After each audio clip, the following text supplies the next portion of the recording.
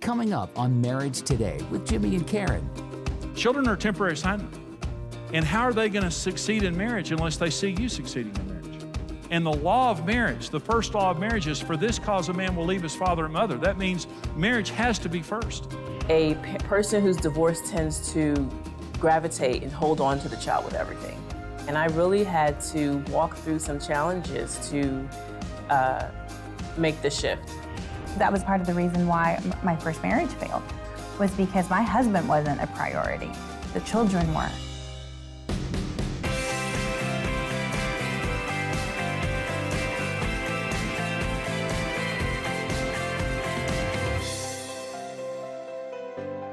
A blended family, when you define blended families, it's a marriage where one or both spouses bring children with them from a previous marriage or relationship.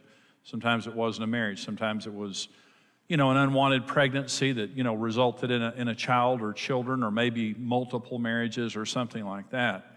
But there's a different dynamic to it. 50% of all families are blended families. But there's also higher divorce in blended families, which isn't necessary. In first marriages or, first relationships, there's marriage and there's children. But in a blended family, there's children and there's marriage. Okay. And the priority of the relationship can get off to a bad start from day one. The children become first. Let me talk to you about this. Marriage is the nucleus of a family, not children. And children are a temporary assignment. They won't be there for a long time. They really won't. And I remember when they put our daughter into my arms, my son into my arms when they were born, and I remember when I put their arm in somebody else's because I did their ceremonies when I married them all. They're gonna grow up. Children are a temporary assignment. And how are they gonna succeed in marriage unless they see you succeeding in marriage? And the law of marriage, the first law of marriage is, for this cause a man will leave his father and mother. That means marriage has to be first. It doesn't work in any other place.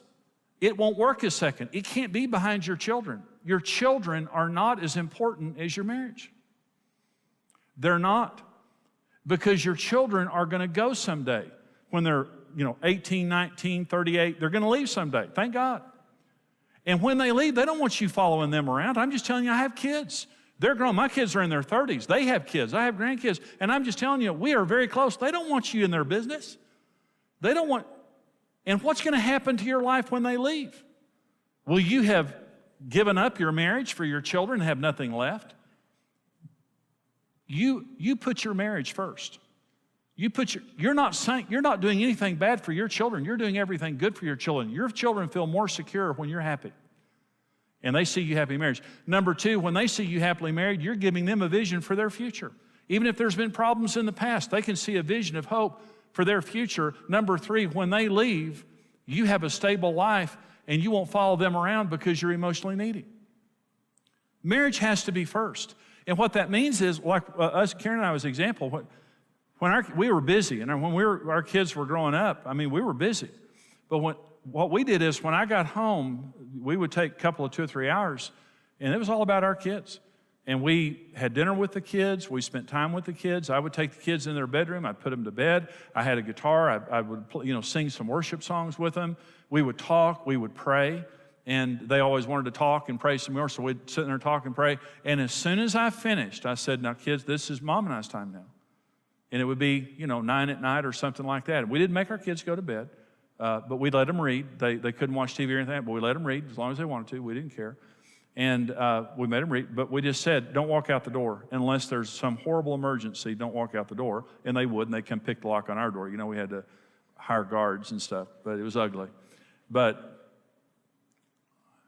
And we taught them to respect our time. And on a regular basis, we had a date night. And on a regular basis, once every 6 or 7 weeks, we'd go somewhere for the night and let our parents take care of them.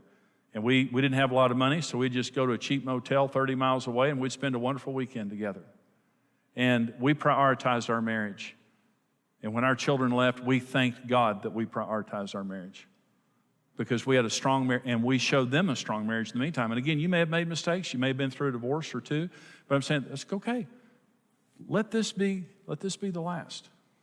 Let this be the relationship that you focus on. And maybe if you've made mistakes before, don't keep making those mistakes.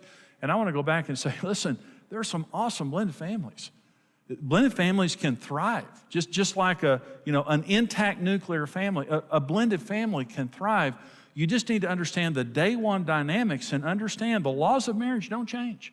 The law of priority says marriage has to be first. A family doesn't build around children. A family builds around marriage. It becomes the nucleus that everything revolves around. Work on your marriage. You're doing your children a favor when you do that. And obviously love your children. Obviously give your children quality time and just lavish them. But I'm saying, but your marriage comes first. Number two, the law of possession. When you get married, you have to share everything. The non-biological parent has got to be an equal in the relationship, and you parent those children together. Let me say one other thing about equality. In any family, equality is a big deal. Children are just hypersensitive of, Billy got a bigger piece of pie. Billy gets a bigger piece of pie every night. No, he doesn't. No, he doesn't. It's the same size. No, you love him more than you love me. I know you love him more than you love me. I mean, that's just typical in children. Then you get into a blended family, and it just kind of goes crazy. Here's the point. Our children are absolutely treated the same, and we make all decisions together. And I will not favor my children over your children, because these are all God's children, and we take responsibility for all of them. The worst thing that can happen is if there's a feeling of unfairness, that you do for your kids what you will not do for mine. You're more fair with yours than you are with mine. You're more hard on mine than you are on yours. That just doesn't work. And here's the issue. When you divide, you become unfair, and you also become not thinking properly, imbalanced in your thinking. When you come together and make all decisions together, there will always be fairness because both sides are represented. I'm not going to bully you. I'm not going to demean you. I'm not going to push you. I am going to represent the way that I feel, but I will not act without you. And we will be a united front every single time we make a decision related to our children, because these are not your children and my children. These are our children. They're ours. We are one, and our family is one, and these are our children. And I'm not trying to take the place of their biological parent. I'm trying to be a responsible parent in this home and to take my responsibility seriously. Priority, pursuit. I'm going to pursue you and work hard at this relationship and not spend all my energy somewhere else. Possession, we are one. And purity says the man and his wife were both naked and unashamed, and that means I'm going to be careful about what I do, and when I do something wrong, I'm going to take responsibility. Adam and Eve were able to be intimate in the Garden of Eden until sin came, and when sin came, they hid themselves with fig leaves, and they couldn't be intimate any longer because of sin. And because when God came to Adam and said, "What is this that you've done?" He said, "It's my wife's fault." Eve, what's this that you've done? It's the devil's fault. If we're going to have an intimate relationship, I've got to take responsibility for my behavior, and I've got to say I'm wrong and not blame you. Those are the 4 laws of marriage. And they're true for every marriage, but in a step family or a blended family, we have to be particularly focused on keeping those laws. And if you do, your marriage will flourish, your family will flourish. And if you don't, you're just going to have additional problems. But let me say this as I close. Every family has challenges, and every marriage has challenges. And I want to go back to one of the first statements that I made. A lot of people in blended families, they somehow feel guilty, or that they're second-class citizens, or somehow they're not as special, or something like that. That is baloney. All of us, Karen and I, we almost divorced. I mean, God, I think really only reason God uses this is because if He can do it with us, He can do it with anybody. I mean, I know that I would have been divorced many times if it wouldn't have been for the grace of God. God can't love you anymore. I mean, He loves you as much as He loves anybody else. Your family is as special as any other family. And if you don't believe that, you're wrong. Your family is special. And God can do wonderful, miraculous things through your family. And there's not one other family more special than your family. You just have to believe that. God's on your side. He's with you. And whatever problems that you're having, everybody's having struggles. Everybody's having struggles. But we can make it if God is our partner, and we're teachable, and we do the right thing. I hope you enjoyed that teaching. I love teaching to blended families because, they have special issues. And you can have a very successful blended family. Half of all families today are blended families. And we know of many successful step families. In fact, we interviewed successful step families, and out of that, we created a resource called Blending Families. It's a book. It's also a workbook. It's also a set of DVDs, and we want to put these into your hands. Right now, for your gift of $25 or more to Marriage Today, we want to send you the book, Blending Families. Now, this is some of the teaching that you heard today, plus it's the interviews, the excerpts of interviews from these step families telling you how they overcame their problems. We talked to them about everything that blended families face, the special challenges that they face, and they told us in this book how they overcame all the problems that you might face. And so you're going to get a lot out of the book. For $65 or more, we want to send you the Blending Families book plus the DVD set. This is them in person telling you in these interviews how they overcame their problems. For $90 or more, we'll send you the book and the DVD set along with the workbook. This workbook now is something you can go through as a couple. It's something that you can have a Bible study or a small group with and help other couples to overcome the problems that blended families face, the special problems they face. But listen, how to thrive in a blended family, how to have the family and marriage of your dreams, but to be able to deal with, to be equipped to deal with the special problems that you face. What a great set of resources we have, and here's how you can get them. If you have found yourself navigating through the unique challenges of a step family, then Blending Families was designed specifically with you in mind. You cannot just succeed in being a blended family, you can thrive. 18 successful step families joined forces with Jimmy Evans in order to create a practical and biblical set of resources. I really had to realize that my husband is not my ex-husband. Well, the new parent coming in can feel as an outsider. It's not the same as their mom. I mean, I'm just not their mom. For your gift of $25 or more, we'll send you the Blending Families book. For your gift of $65 or more, we'll send you the book and companion videos. For us, having a blended family is something that we treasure. For your gift of $90 or more, we'll send you the Blending Families book, videos, and workbook designed for couples, private study, or group study. Order today and set out on the exciting journey toward the healthy and happy blended family you always dreamed you could have.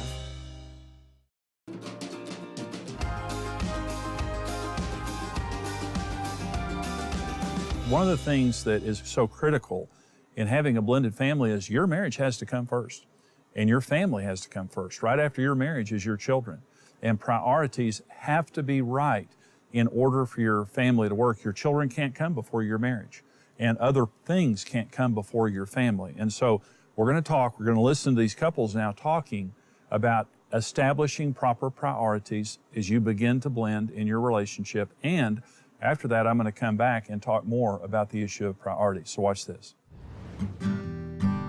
I think from the classes that I've been through and with Jimmy Evans' classes, I learned personally that you put God first, your spouse second, your children third, and your work fourth. So I think keeping those priorities in check has really helped me grow as a husband, as a father, that we cannot please everybody or you'll just go insane doing it. Actually, I keep that on a sticky note. Having that list keeps it very real for me, knowing that when I've had a frustrating morning or I'm tempted to be frustrated with him, I can look at that list and be like, oh, I need to go cook him breakfast or whatever, because it's so easy to get caught up in the thing. And for me, a lot of times it's the thing at the bottom, it's work, it's Monday through Friday. So I think that is something that keeps me directed and on target.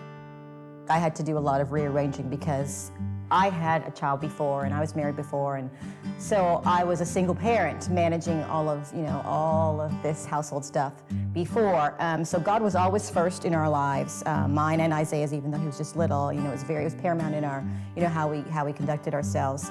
But it was a huge switch for me to put Titus in our marriage before Isaiah, because I didn't know that, and I think that's probably why we should have immediately gotten off our cruise from our honeymoon and gone right to marriage class.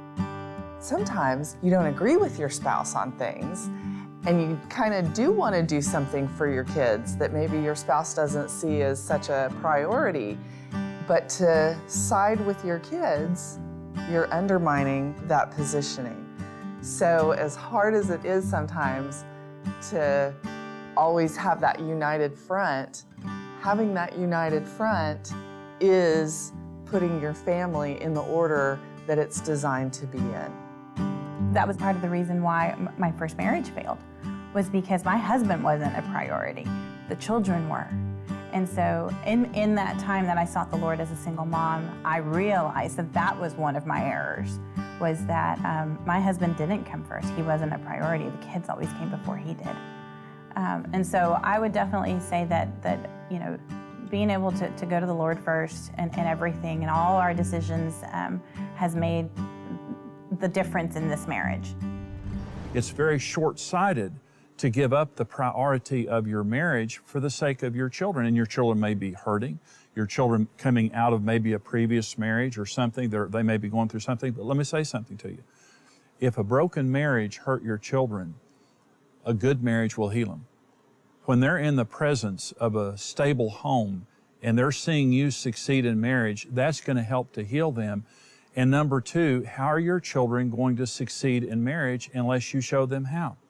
And so as you're prioritizing your marriage and you're working on your marriage, you're literally showing your children are being healed as they see that, but you're also showing your children how to succeed later in life as they go and be married. And as you build disciplines and traditions that are inviolable in your marriage, first of all, it's going to build a great marriage. Secondly, it's going to train your children properly. And thirdly, it's going to put your children in an atmosphere of feeling secure in a home where there's a stable marriage. This isn't just a principle.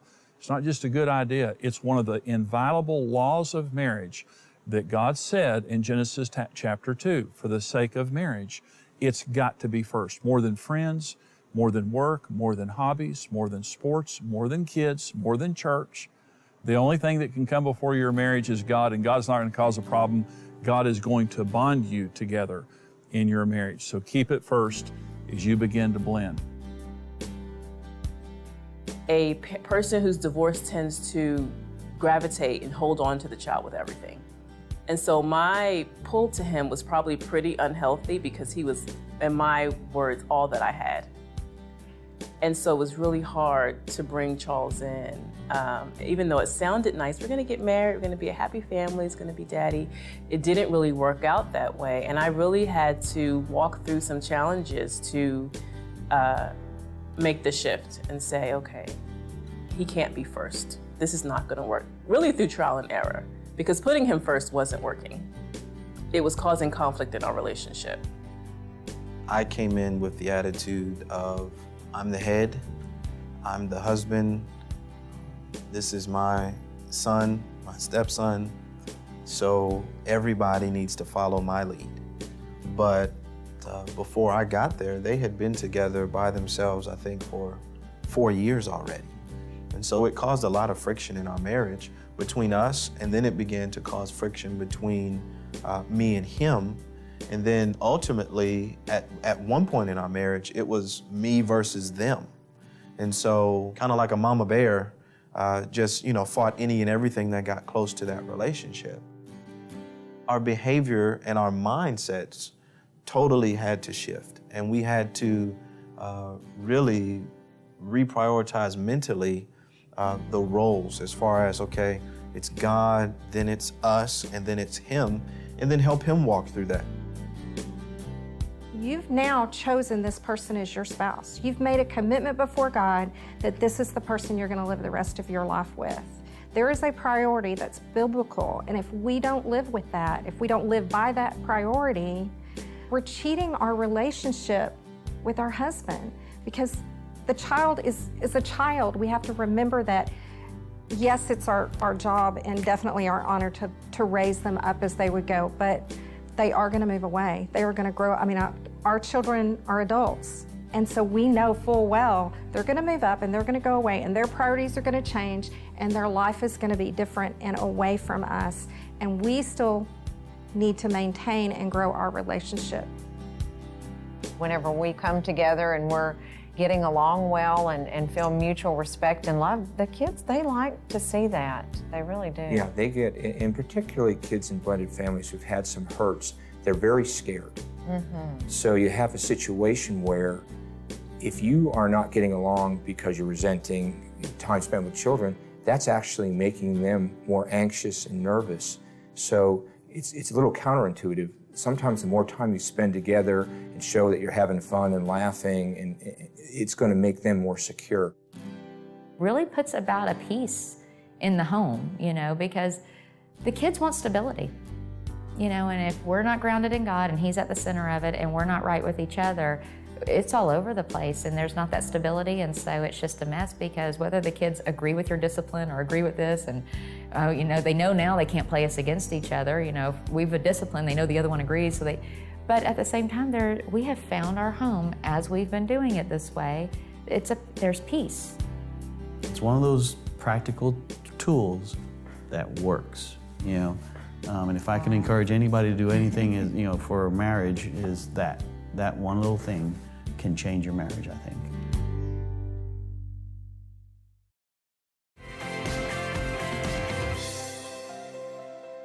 This program is on the priority in blended families, the priority of the marriage in blended families. Well, I was talking to a pastor about a month ago, and this pastor conducts blended family seminars in his church.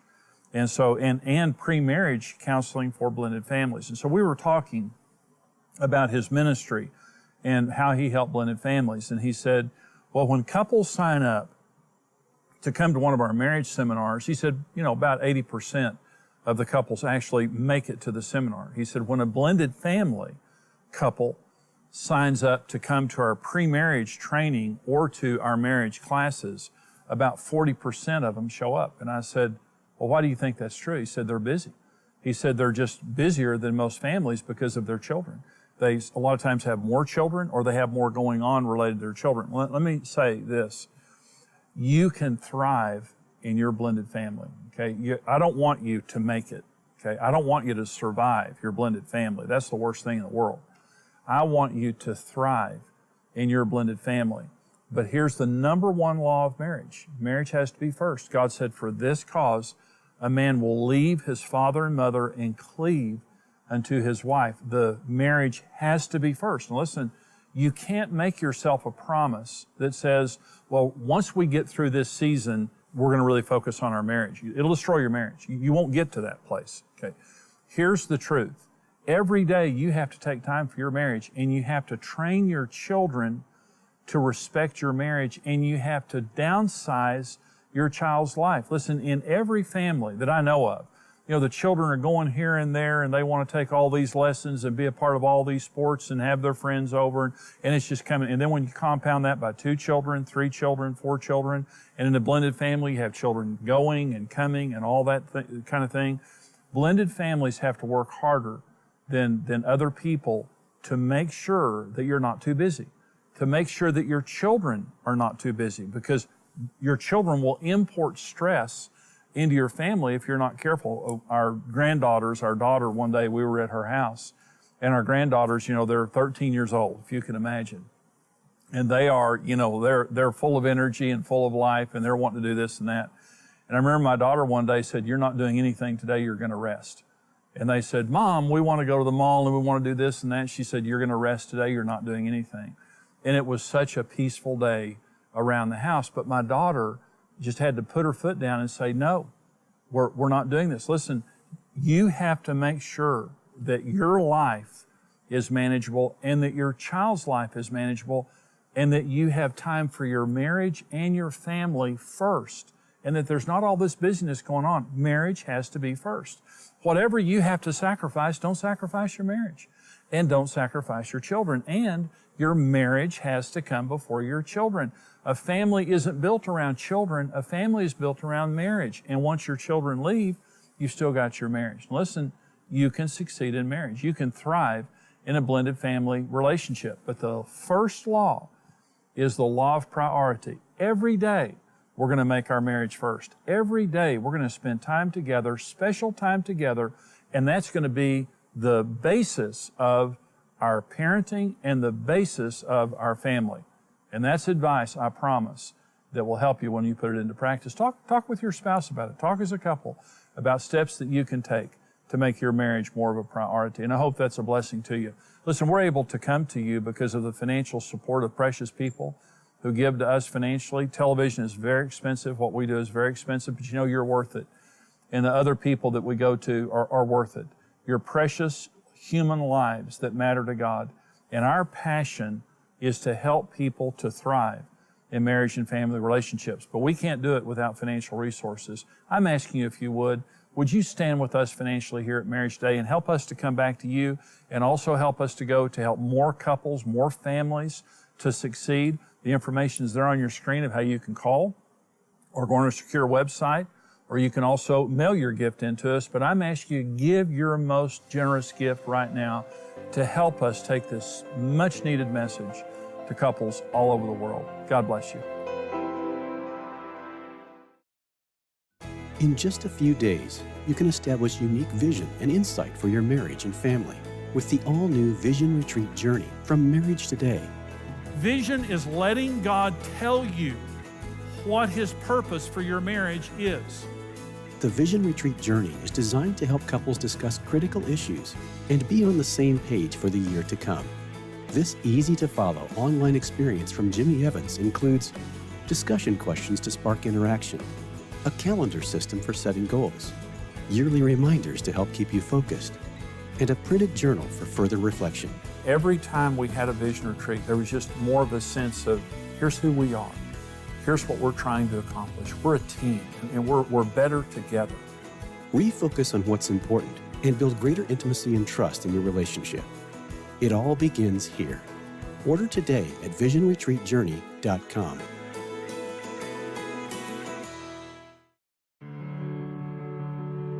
Right now, less than half of adult Americans are married. Love in our society has become a very fickle thing, and something that a lot of people say that you can't understand. You know, nobody knows, about love, and once you've fallen out of love, you can't get it back. As a couple, but also as a church and society, we need to work on marriage. We need to make it a priority in our lives. This is what we love to do in Marriage Today. We love to tell people God's plan for marriage. I just want to give you the good news. When God creates anything, He creates it for success. We believe that God raised us up as a ministry to make a difference. And as we grow as a ministry, we touch more and more lives. As those lives are touched, communities are changed virally. If you're out of love, you can fall back in love. If you've done each other damage, you can repair that damage. We're raising a biblical standard for marriage and helping people to succeed, and we need your help because this is what we've been called to do, but it's very expensive. Everything that you give equips us to go and reach more families, more couples, and to keep children together with their parents. If you believe in what we're doing, would you stand with us financially? Your generous financial gift right now is such a blessing, and really we can only do what we do because of financial partners who stand with us, people just like you. Thank you for watching Marriage Today with Jimmy and Karen. Support Marriage Today with your best gift and experience blending families.